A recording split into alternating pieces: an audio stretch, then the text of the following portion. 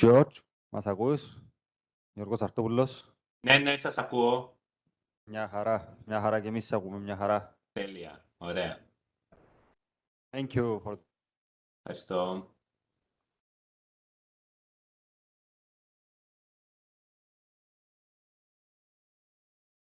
Ανδρή, εσύ μας ακούς?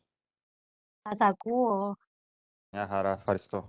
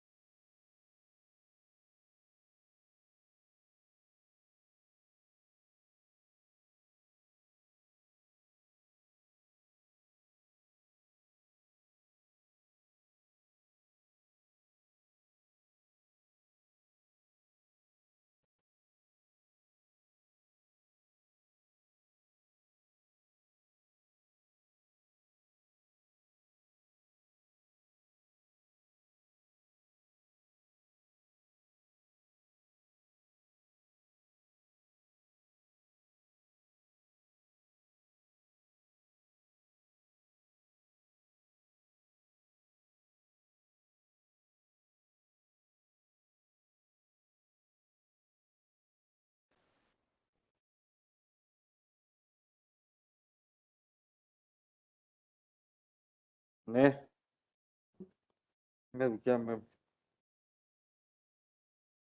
Ναι, άικα τον, με το κλειδί.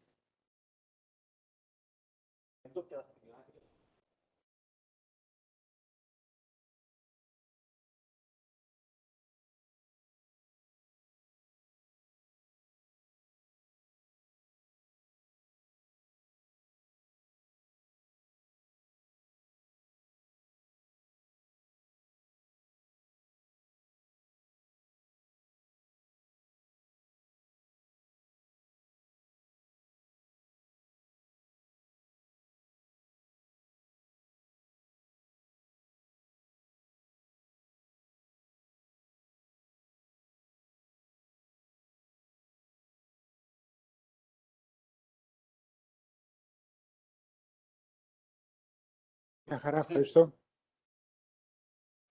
Register για το main event. Μπορεί να έχουν κανένα εκατοστή για τώρα. Εντάξει, και τα δαμε, τα presentation. Πώς σου τα δαμε, day one, πώς σου τα δαμε, το pointer. Sí, John laser. Εντάξει. Εδώ, Ναι, μπροστά, πίσω εντούτο, Ναι. σωστά. Εντάξει, cool.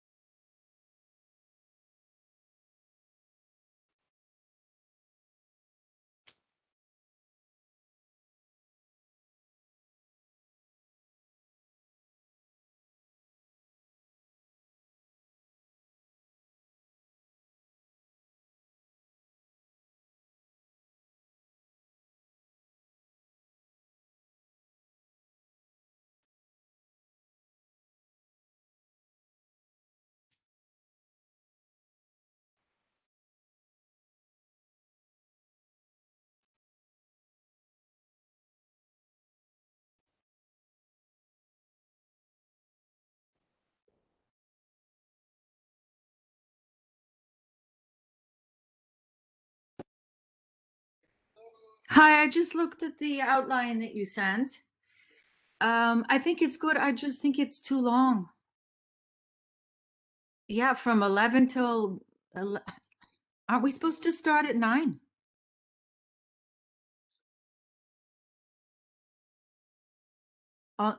We start at 9 on the, yeah, but you put 11 to 1 here, so I got confused.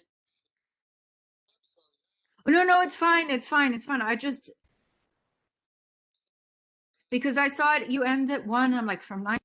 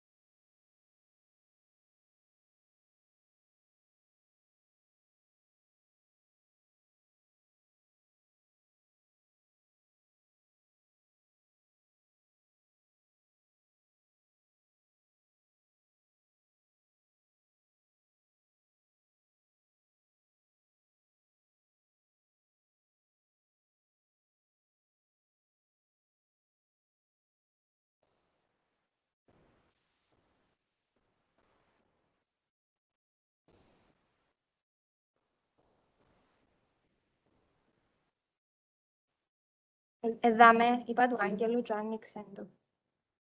Για να το έχουμε.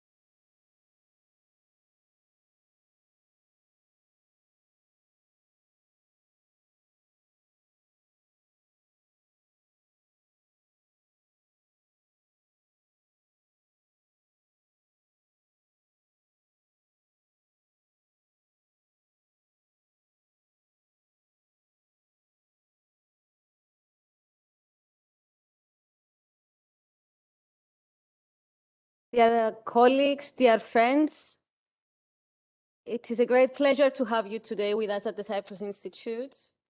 This is a very important milestone for the initiative for the climate change in the Eastern Mediterranean and Middle East. On behalf of the Cyprus Institute, I would like to say a very warm welcome to the Institute.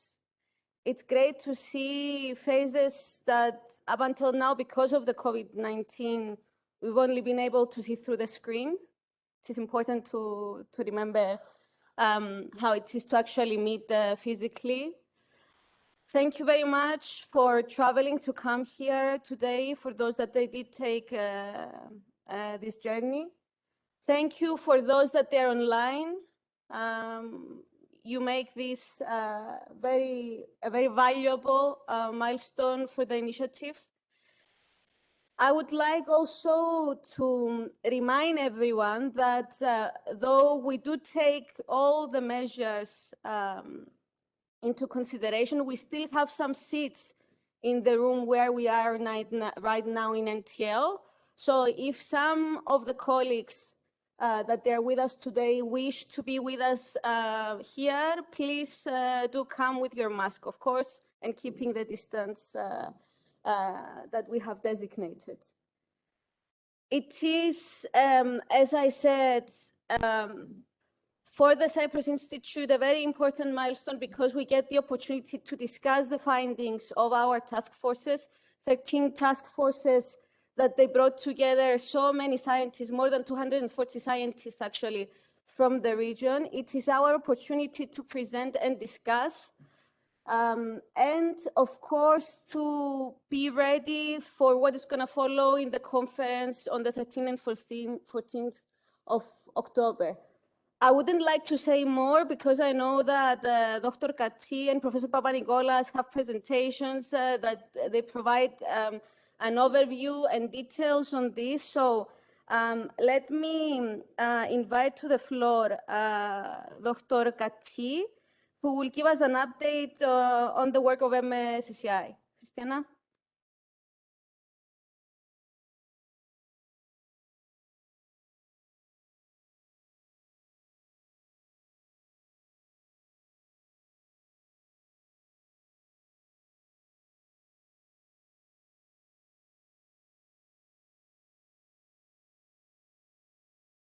Okay, hello everybody. It is my turn to welcome you here. It is, as Eleni has already said, a pleasure to be able to have you here and put faces in person to the names that we've been dealing all this time. We are honored to have you here. I will give you a very brief overview in regards to our task forces that have been working for a while now on this.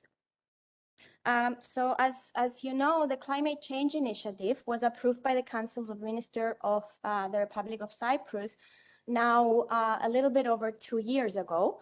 And this was to coordinate the efforts of the EMME region countries to adhere to the stipulations of the Paris Agreement and also to address and ameliorate the effects of climate change in the regions. And all these countries have come together and are participating in this initiative. We have actually 13 task forces. We have task forces that are more on the hard science side, like the physical basis, energy.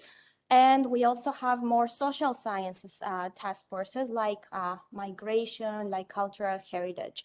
But we are very fortunate to be covering a quite large range of thematics, actually. Currently, we have about 230 members in these 13 task forces. As you can see, a good bit of these members, about 75%, comes for the region. This being a regional initiative is very, very important because obviously the people from the region can understand much better the type of situation we are in. We are also very fortunate to have representatives of international organizations, international experts, and also people from Europe as well as other countries. And we have representation from all of the EMME region countries we're looking at. in our task forces. Within the reports, the task force leaders or the groups have been asked to collect and organize the existing knowledge so that we can assess our current situation. If we don't know our situation, we cannot fix our problems. We need to identify the gaps in research, the gaps in policy we have. And they were also asked to provide a toolkit of possible actions to address the climate challenges in the region, where this is policies or research initiatives. What are we doing here? What are these pre-conference workshops, what we are hoping to achieve? We will talk about this a bit later, actually, with Thanasis as well. But many different task forces are taking different actions depending on what do they need.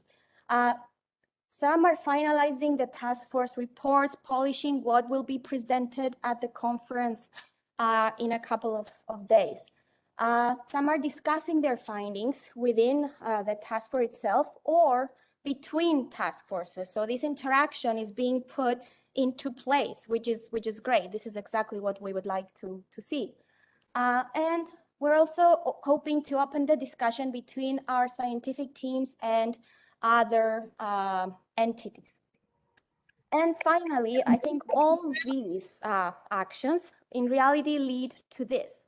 Our main goal is to prepare for what is going to happen in a couple of days, essentially the second international conference, climate change in the Eastern Mediterranean and Middle East. So thank you very much for listening to me. Thank you very much for all you have done for this initiative.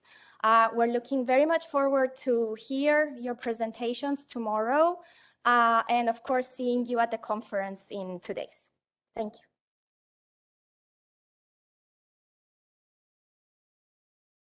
Thank you, Christiana. Professor Papanikolaos, we will have a presentation now on the advancements and prospects of the initiative. Thank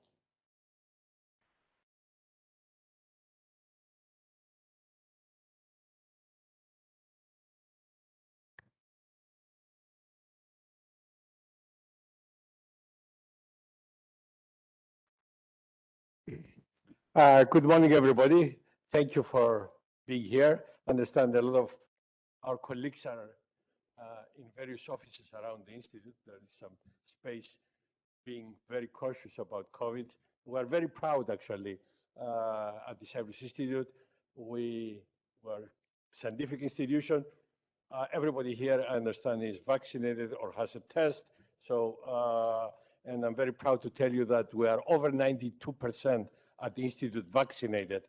And actually, my goal is by the end of next month to have 100% vaccination and feel as safe as anywhere else, because we are very strict in adhering to these rules. We start this very important week, a very major milestone for the initiative, which I'll go in some detail in the next 5 or 10 minutes. And I'm glad that a lot of you, actually more than we expected, are attending the conference. It's a hybrid conference. When we started, we thought it would be mostly remote. Actually, it turned out to be the other way around. There is a lot of attendance with physical presence. The ratio is more physical attendance than remote. Although a number of colleagues, I have to tell you, have had a lot of emails this weekend because they are discovering that it's not as easy to come.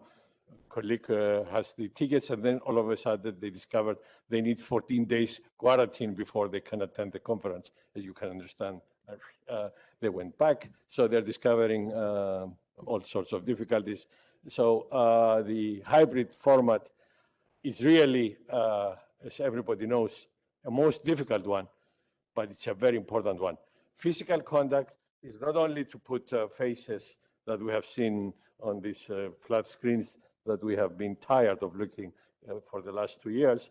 it's a different meaning, but the most important, is, in my view, is what is beginning to happen today, is what happens not at the presentations, but at the coffee and at dinner, because that's where the focusing, and that's where the new initiatives and the new ideas are cooked, they are matured, and then they are formalized in a meeting. But this we have been missing for the last 2 years, and I hope we have this restarting. Already is happening in the last 15 days. I was given the rather boring task of reminding everybody what this is all about. Most of you know what it's all about, so bear with me, but in order to get a level field, inform everybody, so we have a good common starting point. You are going to hear probably things you have heard before, but it's necessary, I understand, to do that. And the organizing committee thought that I'm good at giving the boring stuff, so I'll do that. This is a prelude to the conference. It's the second International Climate Change Conference. It's important, not that it's the second, but it's important to understand the flow. The first one was May of 2018.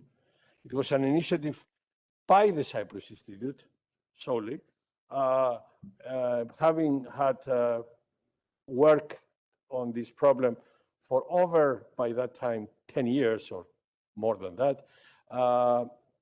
We had reached conclusions really worrisome. We have reached a point where we thought important steps must be taken far beyond the confines of the Institute. So the conference was a big success.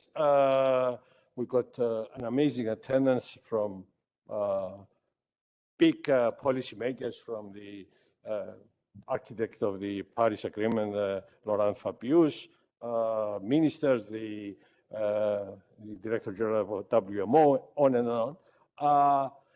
And we realized that the ground was fertile at that. And we proposed, that was the calling message from the scientific community, it was a scientific conference at that point, that we have to engage the governments of the region and international organizations to do something about it. Cannot be an academic exercise. While the barn is on fire, you don't study how fire spread to get the fire extinguished, and then you continue. The call was out to form an initiative, and the government of Cyprus responded. 6 months later, the climate initiative of the Cyprus government was launched, where they said, okay, we hear you. We'll take the initiative to coordinate all the countries of the Eastern Mediterranean, Middle East region. It's about 18 countries, the way we define it, and from east of Greece all the way to Iran, from the south borders of Egypt all the way to the Black Sea, and that means the north shore of Turkey. It's a big area. Just few factoids that highlight the problem. It's an area has 450 million people. Roughly speaking, the population of EU. Emissions is about the same right now as the EU, but growing. It's growing fast. It's one of the fastest growing in emissions, while EU, as you know, is one of the fastest declining region in emissions. Also, needless to say, that this is an area where what we burn and makes CO2 is being extracted. So a lot of the economies of the region right now depend on burning fossil fuels. Very difficult region. And to make things worse, our own studies that would trigger the 2018 conference, and you'll see refined and also a couple of results, a refined modeling and robust modeling. That means that just about everybody in the world agrees with these conclusions within the uncertainties, so it's robust. It's a climate hotspot. The region has exceeded the 2-degree mark already. Forget 1.5. The region is about 2 degrees down above the pre-industrial mark. It's really bad. The consequences that are forecasted are nothing short of dire. Namely, if nothing is done, the business as usual scenario, most of the area here will be in socioeconomic collapse. Certain areas will not be habitable, mass migration, and as you can understand, if this is triggered, social unrest will be the result. And in the middle of social unrest, you don't say, oh, why did we forget to put limits on how we use gasoline? You know, it's barbed wires and conflicts and on and on. So nothing short of dire. And I'm a very conservative person, a scientist ought to be in making such statements, but these are not conjectures, are published in peer-reviewed journals results.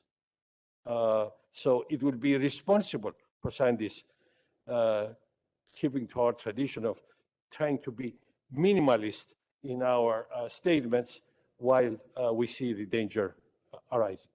So this is the background. So what is so different about the second international climate change conference is because now it's not organized solely by the Cyprus Institute. It's organized by the Cyprus Institute because the Cyprus Institute has been assigned the responsibility by the Cyprus government to manage the scientific and techno-economic component of the initiative for coordination. The first phase is to create this and present the results to policymakers so we can have policies, measures, actions that are solid, scientifically vetted, technologically feasible, and affordable. All these are requirements. Otherwise, either we'll be wasting money on conjectures or not being effective by being fragmented and taking measures that may not be effective. And we have no time or money to waste on this. So this you have seen. This is already Cristiano showed it. This was the charge coming from the Cyprus government.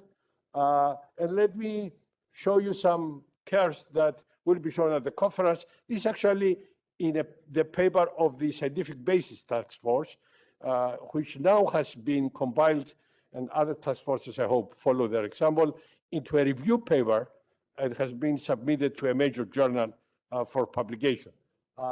This particular curve actually has been already published a few months ago in a more targeted publication.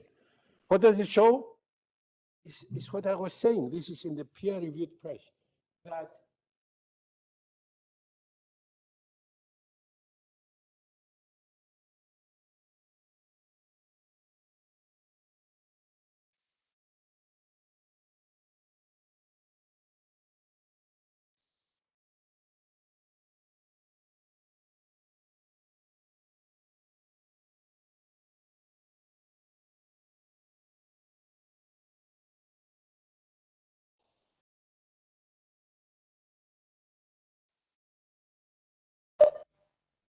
Sorry, we cannot hear you. Sorry, I went away from the microphone. Okay. I was saying how bad things would look if we do nothing. Another one is it shows that if business as usual scenario, let me remind you, IPCC, again being very conservative, their business as usual scenario for the last 30 years has been an optimistic one. Reality has been worse than the business as usual scenario. So the business as usual scenario shows that in the area will reach something like 5 plus or minus 1 degrees above pre-industrial level. And this is the best modeling that exists right now. Okay, so the initiative. We are now crossing from the yellow, or I don't know what color is this, a crew, and going into the blue area, namely that we have reached the milestone of where the scientific and techno-economic studies have reached a mature stage to share the results with the policymakers. A lot of work. One of the findings is that we don't know enough. We need to measure more precisely. We need more data. We need more modeling. We need to coordinate. There is a lot of work that needs to be done. A lot of gaps in knowledge and methodology have been found. And therefore, this needs to continue if we're going to base our policies on solid facts. The more we know, the more efficient the policies will be. But we know enough, and we know what we don't know.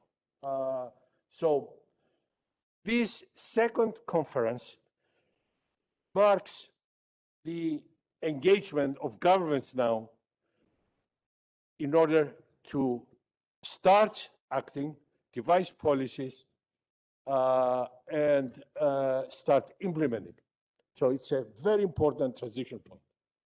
It will be followed by a ministerial meeting, probably end of February, early March. Maybe the minister will announce a date on Wednesday, but it's somewhere there, to be followed by a summit about a year from now, where the leaders of the area and the international leaders will gather to ratify agreements and commitments which will bring us towards 2030. Okay, you have seen the task forces, the mandate was already mentioned. The most important aspect out of this for the conference is that policymakers, and we'll have a lot of ministers, a lot of government officials, want to hear concrete suggestions. They trust the scientists. This is the good news. And as we have seen, these worrisome signs all over the world where, I mean, it's scary seeing the anti-vaccination movements in every corner of the world. And of course, here we have to trust science. Fortunately, I have to say, maybe they're busy with the COVID. The deniers of climate change have somehow are not as vocal as they used to be. I think because they're busy with the vaccines. I'm afraid they will come back and combine the two. But anyway, the governments will trust us, and this a big, it's humbling and it's a big responsibility to bear. They want to say, what policies do you think should be taken that are mature? We can trust the technology you propose. They are feasible. And of course, it's for them to choose. It's for us to propose. It's for them to choose. So this dialogue must start and is starting with the conference. So where are we?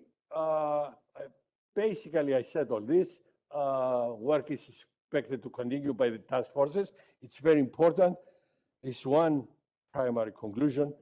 that we need more research, we need more observations, more data, precise, curated, trustable data, because there are a lot of data that are not of that category. And while at the same time, those measures that are judged mature move on to, hopefully, to implementation.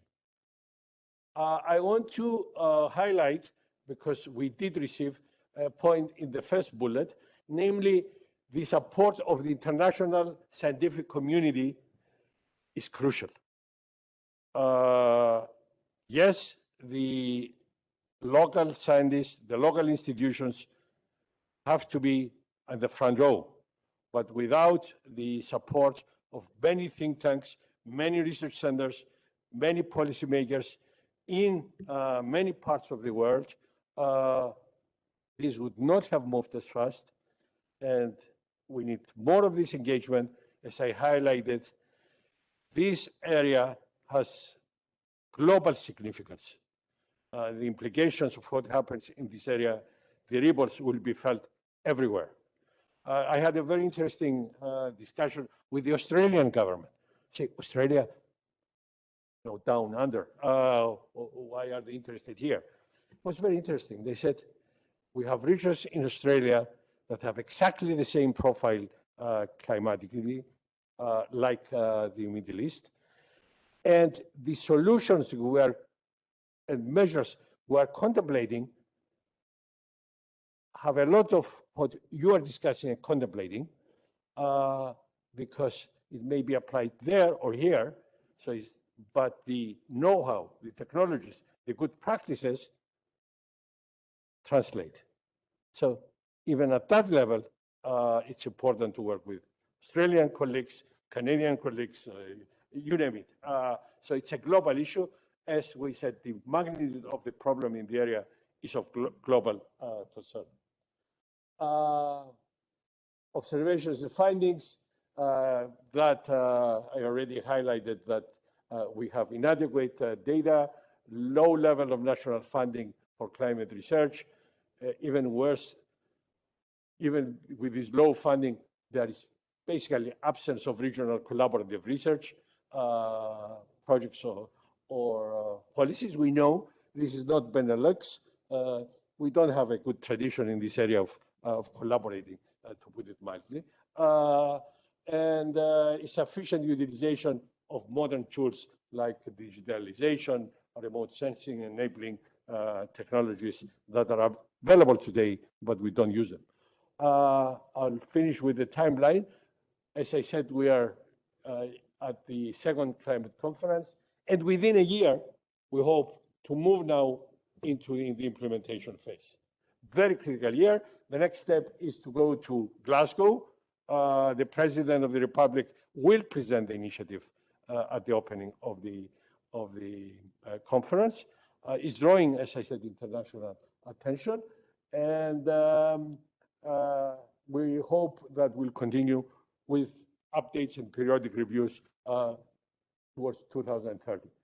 I'm not going to go into policies. I already said that because I see I'm taking too much time and I should not. And I'll stop there and wish for all of us a most successful pre-conference workshop and conference.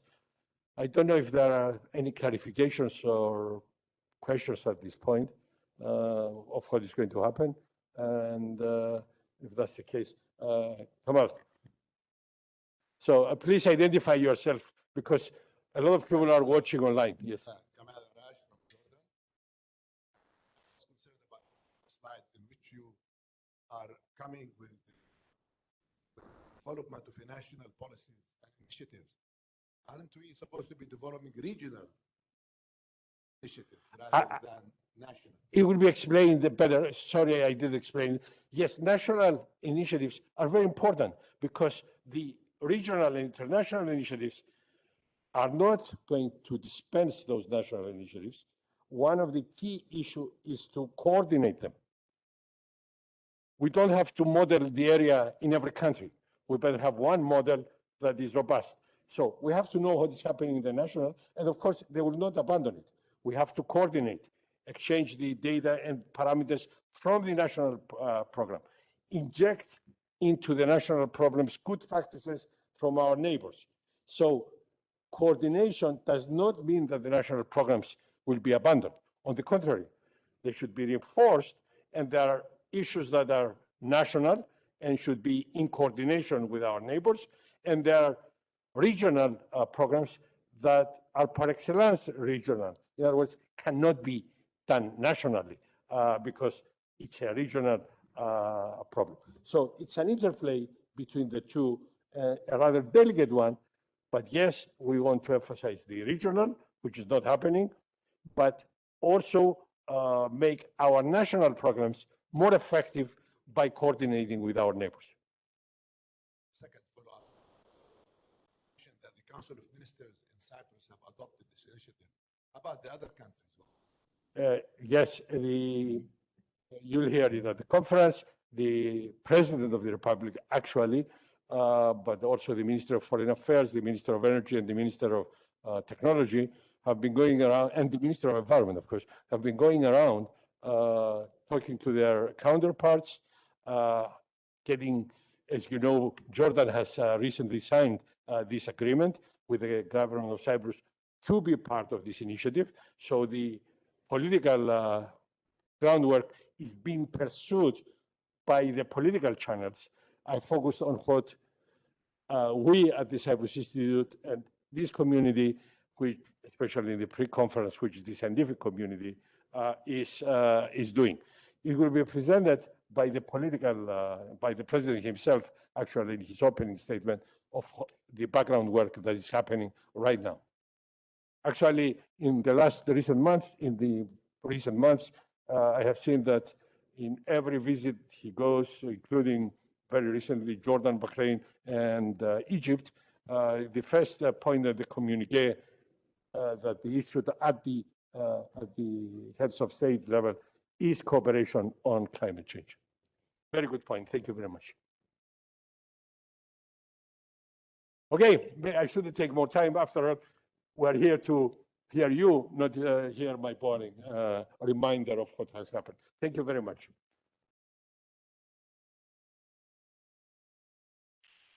Thank you, Professor Papanikolas. I would like to invite Professor Jean Siar for an overview of the EMME Climate and Atmosphere Research Center. Thank you, Professor Siar.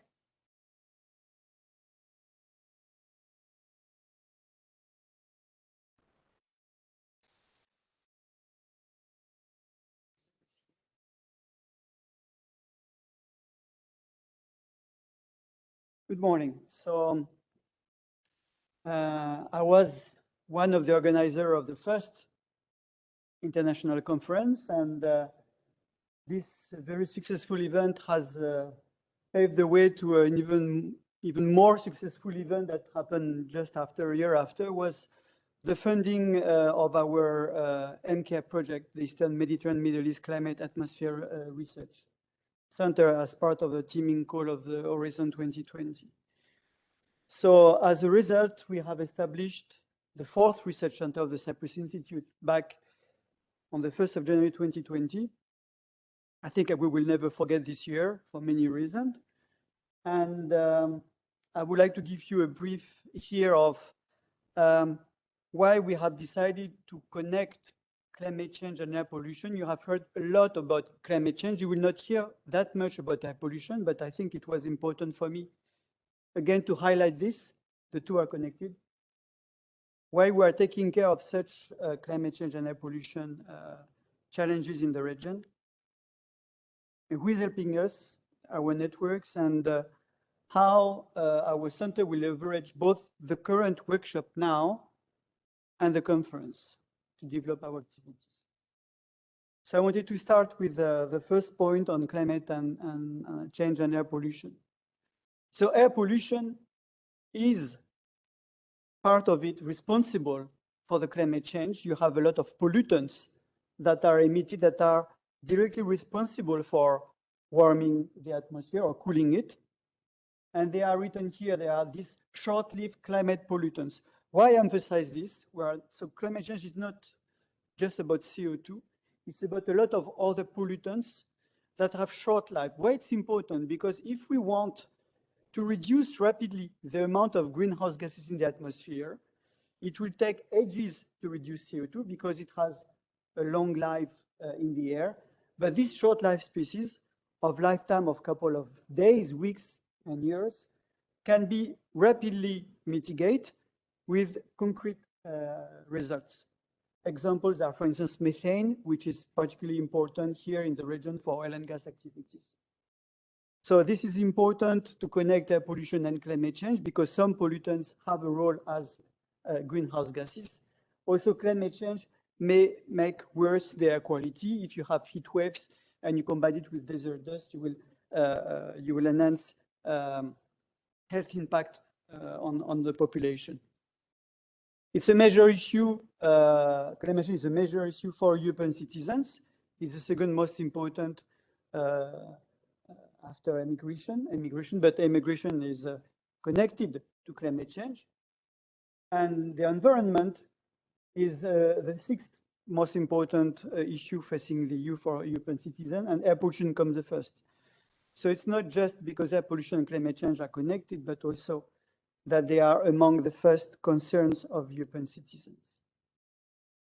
Now, if you look more in Cyprus, and if we want to be honest with ourselves, we are not doing well in terms of UN Sustainable Development Goals. We are ranking the last among the 28 of Europe.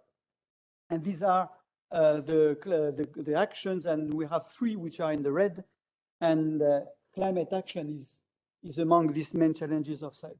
So definitely we are not doing well, and we need to improve. These are the current trends for these different actions, and you see that some of them, and climate action is not going better. You have to dig a little bit behind. You have to understand, what does it mean, this climate change action number 13? How it is calculated? Well, it's calculated as CO2 per capita, simply speaking. And CO2 per capita is basically the energy that is produced per inhabitant. And of course, the island is strongly relying on fossil fuel. That's one of the reasons why we are doing so badly. Now, if I want to connect also air pollution, not in terms of in terms of health impact, this is the number of premature deaths for the last 7 years in Cyprus due to PM, due to small particle pollution. So in short, PM pollution is causing more than smoking. There is no improvement over the last 10 years. So air pollution is killing people, and there is no improvement. And I made just the short calculation that since the COVID-19 pandemic started, was in March last year, it is estimated that about 1,000 premature deaths happened due to air pollution in Cyprus. And I just wanted to connect it with the number of premature deaths due to COVID-19, which is half of it. So we have heard a lot about the COVID pandemic that is killing a lot of people, but this pollution is a silent killer because it kills twice more in Cyprus. And Cyprus is obviously not the most polluted area in the region. Now, in terms of economic cost, because policymakers have also to understand that it's not just about death, but when you translate death into economical cost, then you end up as no improvement, and something like 800 to 850 million US dollars per year in Cyprus of cost of premature deaths due to air pollution, which is 3 to 4% of the GDP. Now, how we are taking care of such challenges, and this is our mission. Our goal is to establish a knowledge hub on air pollution and climate change research, aiming at sustainable solution, addressing social challenges in Cyprus and the Eastern Med Middle East. So we have basically spin-off our atmosphere and climate division that was first under the Energy, Environment, Water Research Center of the Cyprus Institute. And through a 7-year project that started 1st of September 2019, and for a budget over 45 million euro, with the support of the government of Cyprus and the European Commission through the Horizon 2020 project. In collaboration with 3 advanced partners from France, Germany, and Finland, established this 4th center of the Cyprus Institute, supporting Cyprus, academia, public and private partners, but also our regional colleagues. Our vision is to fill the gaps of observation that does exist currently in the region, for better prediction, because without data you cannot predict, and without prediction you cannot assess regional impacts. So it's a change of knowledge from observations to prediction to regional impacts that we want to set up here. And of course, regional impacts in order to support national mitigation adaptation policies with innovative solutions. So we are centered on these observations, predictions with models, and regional impacts. This is the vision of our center. Now, how we are doing it and who is helping us for that? Through this EMME project, we have established very strong ties with European advanced partners, the CCI in France for innovation and research, the Max Planck Institute for applied and fundamental science, and University of Helsinki for education and research infrastructure. So this is this partnership we have established, with each of them having a great internationally recognized expertise in air pollution, greenhouse gases, or climate, and also supported by top world scientists, being director of research institutes, being members of Academy of Science in France and Finland, and now being institute professor at the Cyprus Institute for Professor Philippe Sies and Professor Joost Lelleveld. We are developing a national network of collaboration, and I want to highlight here a lot of different departments of the Republic, because this is a mission of the Cyprus Institute to support the government with technical knowledge. We are actively helping them here in many activities that were before subcontracted to private companies abroad. We have built national capacity. We are helping them, for instance, reporting greenhouse gases and air pollution emissions to UNFCCC, to the European Commission, as part of different international agreements. We are helping the Department of Meteorology for weather prediction. We are waiting the Department of Forest for more forest fire surveillance. We have been helping the hospitals during the COVID-19, etc., etc. We are also strongly connected with our partners in Cyprus, and I would like to refer here to another center of excellence, Excelsior, that is providing Earth observation activities with private stakeholders and with associations and NGOs. We have built our project on a regional network, and this is very important. This is probably one of the key success of our center, is to develop a program that connects Cyprus with the other members of the region, with existing or forthcoming memorandum of understanding, active scientific collaboration, and an EMME professorship program that brings the best faculty of the region to work with the Cyprus Institute, connecting the Middle East with Europe. This has been very successful. We have engaged in only 2 years a very large number of collaboration in Lebanon, in Israel, in Egypt, with the World Bank, in United Arab Emirates, Kuwait, Qatar, Saudi Arabia, etc. We are also developing a structure that allows more observations in the region. It was one of the big gaps in terms of prediction, and this is very important, especially through the satellite observations, because it will take years to build observational networks with ground-based instrumentation, where you have already today satellite observations that can help you to measure greenhouse gases, air pollution in the region, and start to better mitigate these emissions. We are getting help from our advanced partners. Very importantly, we are connecting our observations with international networks that we are connecting our observations with an international community that will absorb and exploit our data for prediction of the climate of the region.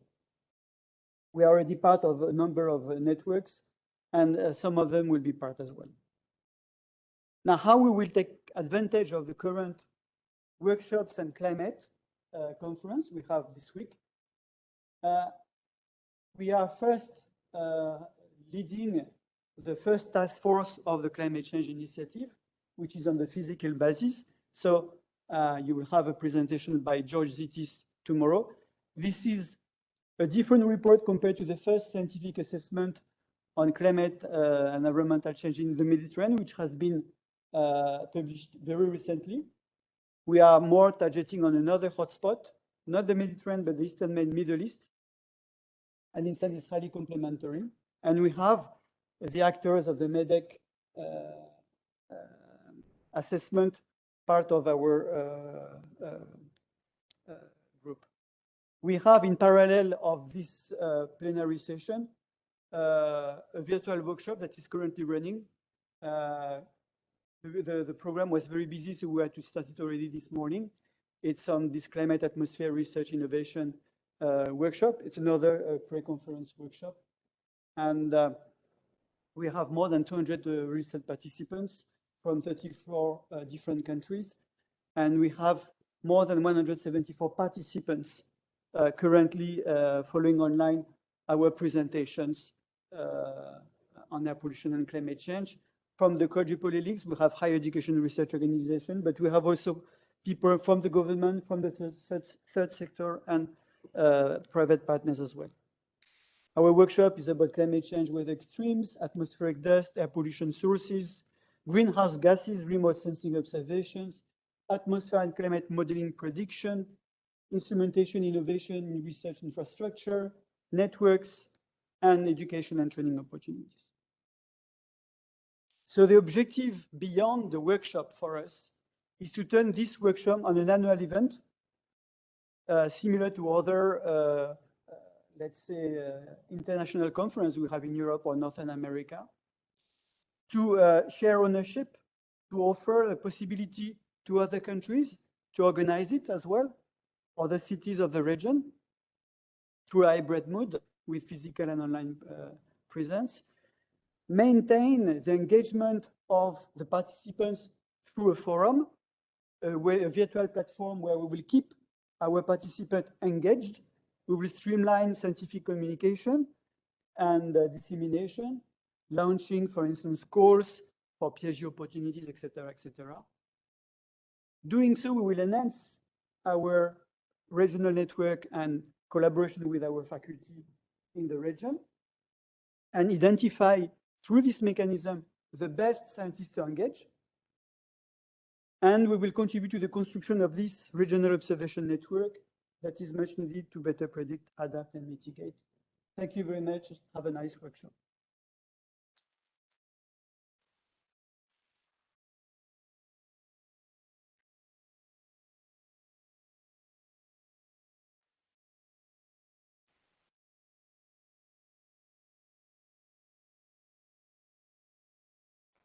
Curious, how actually can you correlate now the CO2 emissions with the air pollution?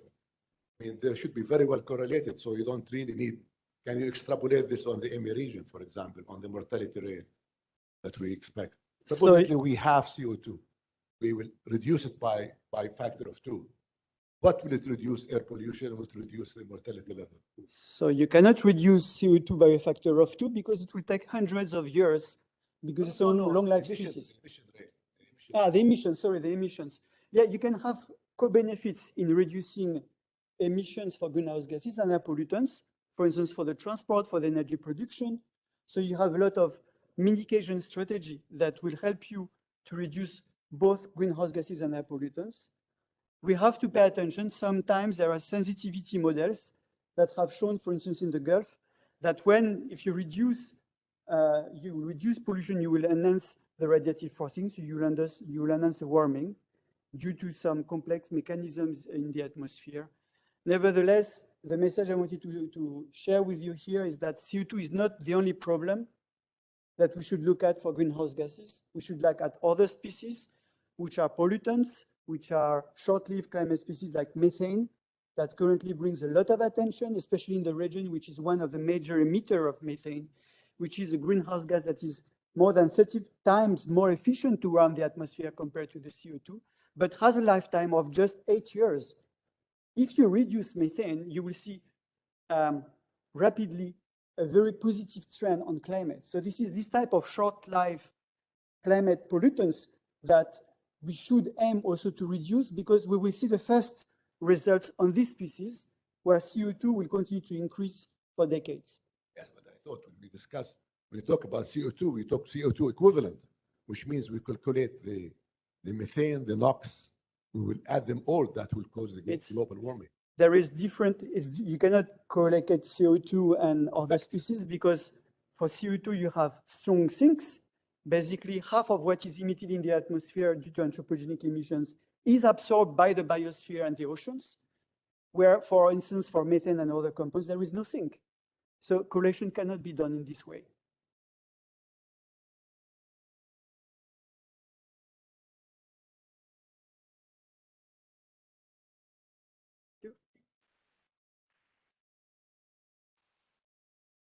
Thank you, Professor Siar. I would like now to invite Professor Hadjilakos, who will be speaking to us about the expectations from the workshops.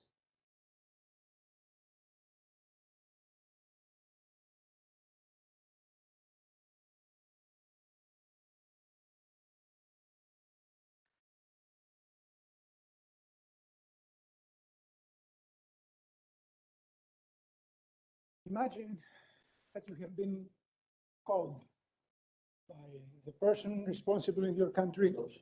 Yeah.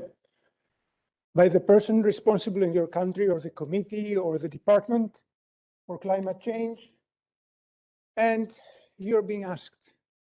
They tell you, tell us, and you start, not like I did, but very politely, Your Excellency, dear colleagues, this is not a climate change, this is a climate crisis, and they interrupt you. We know all that. We are behind in our Paris commitments. We're going to go to COP26. Tell us. You have been working in this Cyprus climate change initiative. You promised scientifically sound, economically feasible, technologically ready, things to do. Where are you? And you know, climate change is not just urgent, it's also very complex. So don't tell us just your own area, specific, combine it with the whole thing. We were promised one toolkit, not 13. So this is what this is about. Our workshop is to see what their expectations are by the policymaker. We have been working basically for almost 2 years now, and our goal is to prepare, to present a toolkit, a set, or rather a system of policies and measures that are scientifically sound, technologically mature, and economically feasible, suitable for our region in the sense that not only national policies, but particularly regional policies. And we have to present them to the policymakers for them individually and collectively to choose from. And this Wednesday and Thursday, we're about to present that. Are we ready? In this conference, we have invited the policymakers. A lot have accepted and will come. As a matter of fact, we have been stringent in how many we accept. Are we ready? Well, in my understanding, this is the main goal of these pre-conference workshops. I see them as a dress rehearsal. Let's use them to sharpen our readiness. an important question is, what can we say today that we would not be able to say 2 years ago? What have we learned so that we can tell the policymakers? And can we really argue that there are policies which have value added if they are applied in the EMME region? That there are policies which are not either just national or global anyway, and we are advancing them. And this is what we expect from these workshops.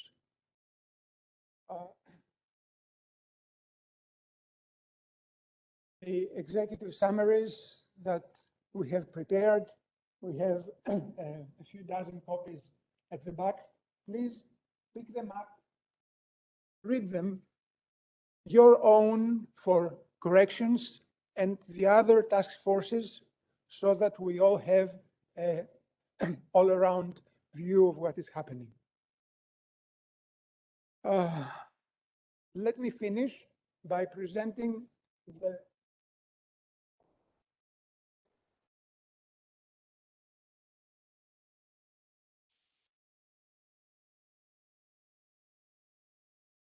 It is a system, not just a set of policies. It does not correspond one-to-one to the task forces.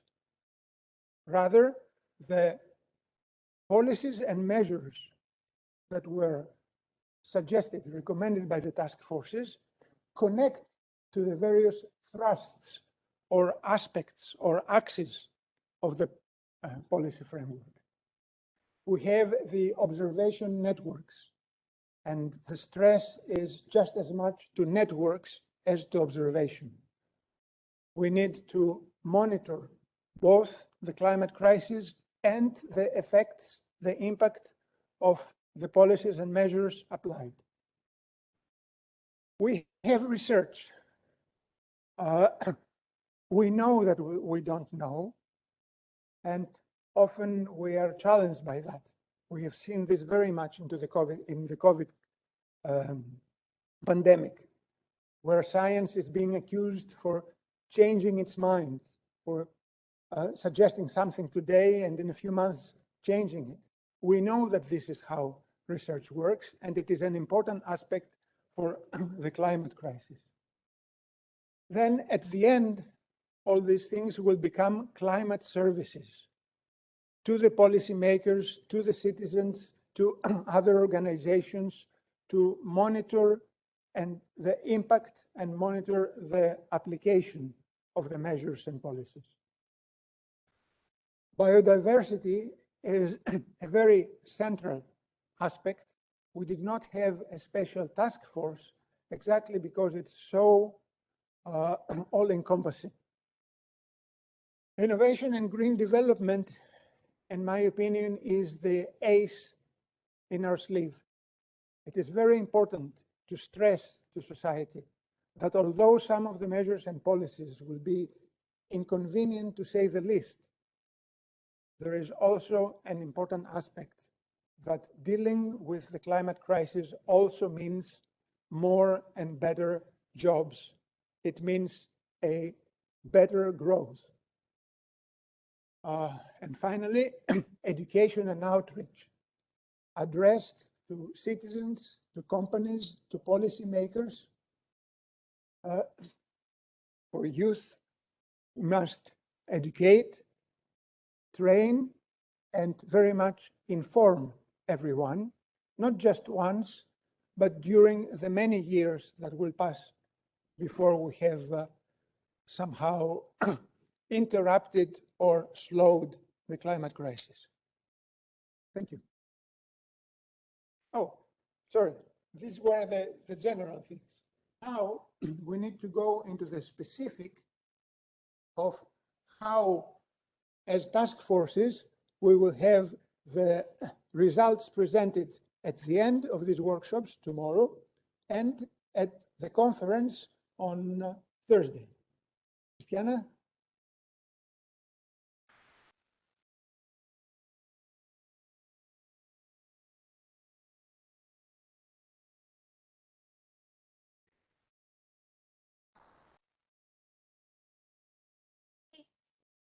Okay, all right.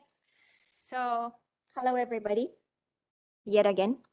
We just wanted to go over with you the template that I've sent to some of you for tomorrow, plus the additional one that I've sent to some of you for Wednesday, actually.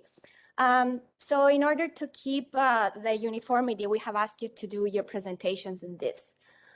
It's very important for us that we acknowledge all of our contributors, obviously, because you have done so much work over the last couple of years, some of you.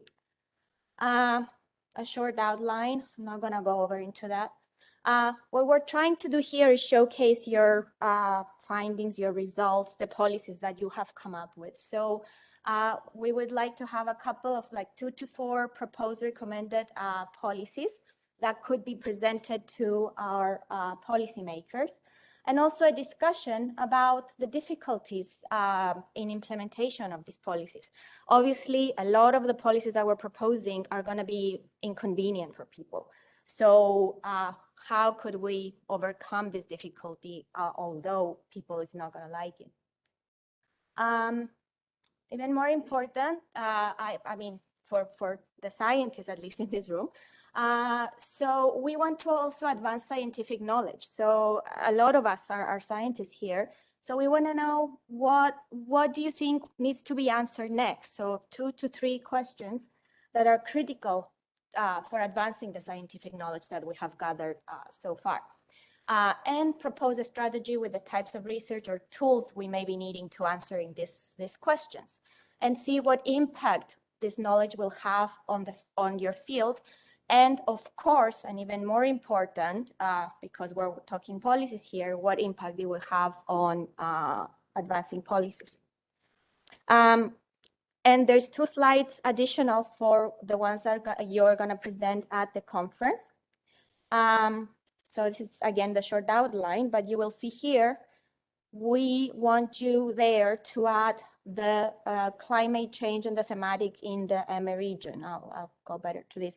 So basically, what's the interaction of your thematic with climate change in the region? How does your thematic affect climate change? How does climate change affect your thematic? This is actually to get people up to speed, because at the conference, as Professor Papanikolaou said at the beginning, a lot of us have heard this before, who's in this room. There's going to be many people in the room that have not heard this before. So this is actually very important for you to say. And another thing we would like stress for the conference is basically what are the mature actions for implementation. So it's all good and fine to have the 2 to 4 policies, but this might take some years for implementation, others perhaps some decades. It would be really good to see what is mature to do right now. So for your task force, if you're in the, I don't know, if you're in the energy task force, what is the most important thing to do in the next 6 months so that we get the most impact possible? So that's it. Thank you very much for your attention. And I will give the word back to Eleni. Yeah, true. I forgot about that. Yeah.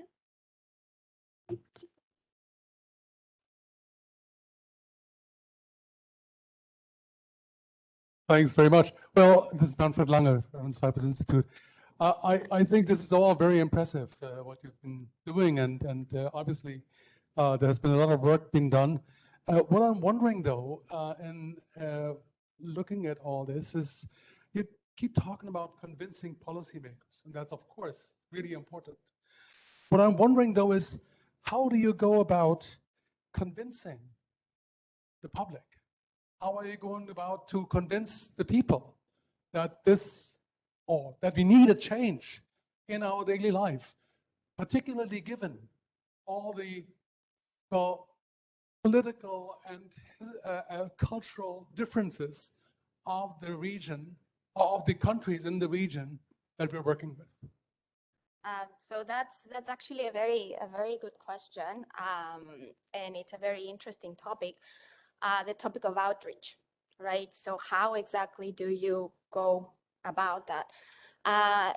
So we have certain projects. We actually put a proposal a few months ago trying to do some outreach work.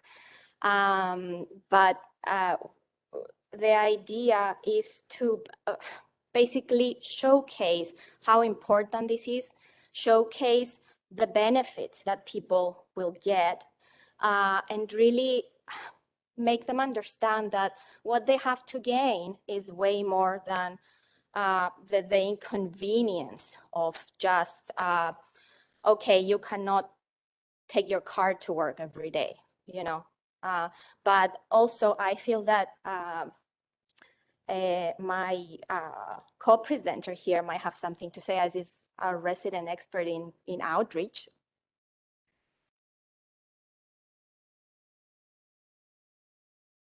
You mentioned the public. In my opinion, it's not the most difficult part. You have the public, you have the policymakers, and you have the companies.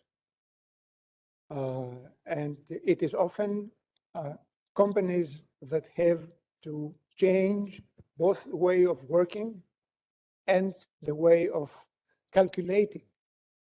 It is energy and, for some people, accounting, how we account for these things that will make a big difference. The public often sees the climate crisis, sometimes incorrectly, because it can be single events that they see. But we have already seen before that the climate is very high up in people's concerns. So we can work on that, but this is certainly not enough.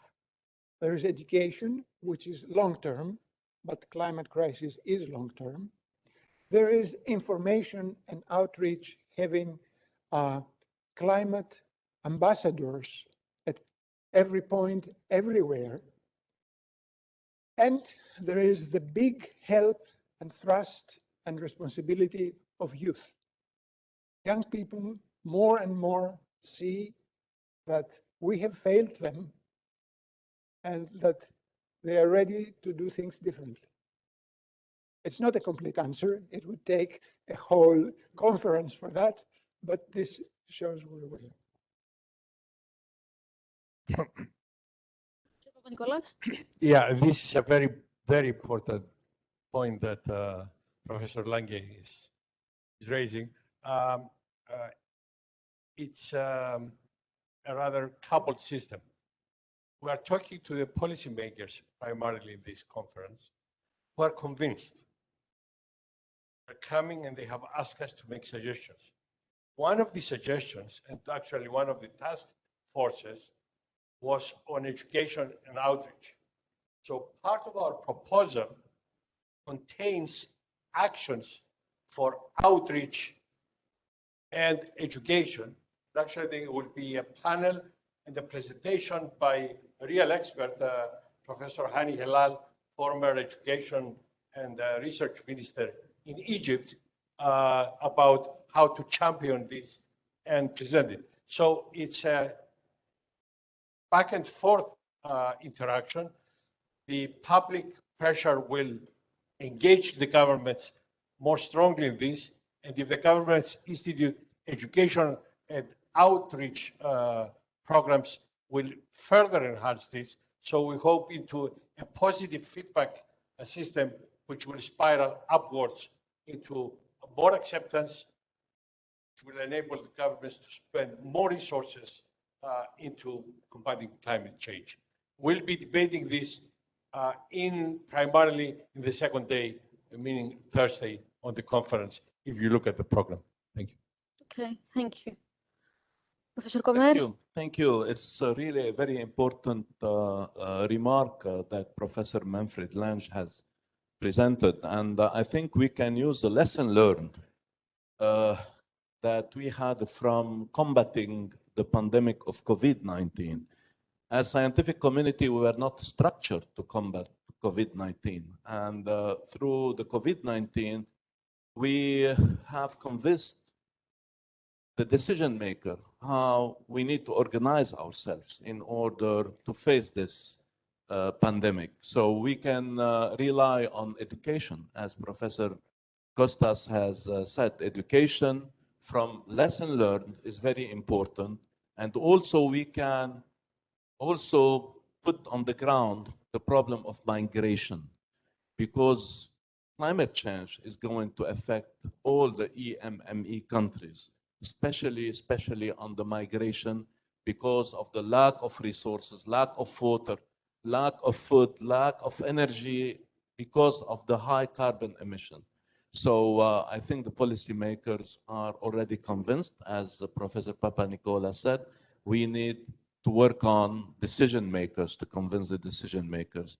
And I feel that Cyprus is an excellent platform to be used with all the scientific output that we will present on the coming 2 days, so that the decision maker will be convinced about how the importance of facing climate change is really linked to our existence. And as a concept of the Sustainable Development Goals, the 17 Sustainable Development Goals, which the international community put between our hands, said that nobody is left behind. I think with our input from the Cyprus Institute, nobody will be left behind in the EMME region. Thank you. Thank you very much. Professor Araj, and then our colleague Fabio Montagnino. Yes, actually, it's on a different point. It is, I think I was looking at the research that was actually presented. I mean, I think we have to understand this global warming is a problem of decision-making under uncertainty. You're not going to resolve all the physical basis of this problem. I mean, the noise to the signal ratio is quite high. And I think you need not to have this confidence that you're going to have address all the scientific basis for this. So, I mean, so the decision-making has to be done under uncertainty. And I think this is something difficult to explain to the policymakers, and the value of getting more information versus, taking action. I mean, this has to be really, we need some economists, supposedly, to formulate it in such way. Thank you. Thank you very much. And Dr. Montagnino? I will try to expand on the parallel with COVID, so COVID and climate change. Professor Shar said that in Cyprus we have more deaths for the pollution and the impact of pollution than from COVID. But we have been reacting to COVID, and we are trying to, let's say, tackle it, because I think the tools we are using for COVID are within the frame, the techno-social frame we are living nowadays. So we can use these tools, so we can shift from, let's say, what is the existing system against COVID, the number of tools we already have. We have been shifting, for example, the health cost in the direction of covering the cost to react COVID.